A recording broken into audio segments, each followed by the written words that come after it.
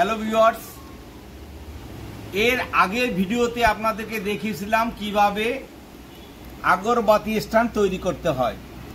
আজ আমি আগরবাতিটা কমপ্লিট হলো। এখন আমি এটাকে ডিজাইন করব আরও ভ্যালু অ্যাড করার জন্য, আরও সৌন্দর্যের জন্য। দেখুন কিভাবে আমি সেই সৌন্দর্যটা করছি।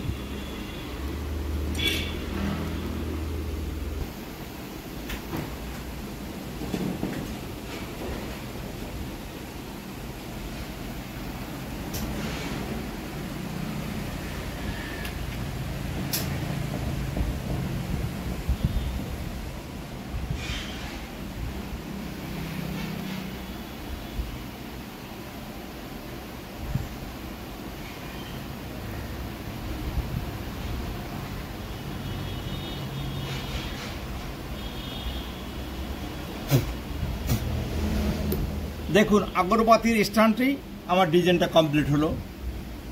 এর ভিতরে আপনি আগরবাতির স্ট্যান্ড স্টিকগুলি দেবে। ধূপের যে ছাই পড়ার পরে সেটা বাহিরে পড়বে না, এটার ভিতরে পড়বে, অর্থাৎ পাত্রের ভিতরেই আপনার ধূপের ছাইটা রাখা যাবে। যদি এই ধরনের ধূপদানি আপনাদের ভালো লেগে থাকে তাহলে অবশ্যই লাইক করবেন, কমেন্ট করবেন, শেয়ার করবেন।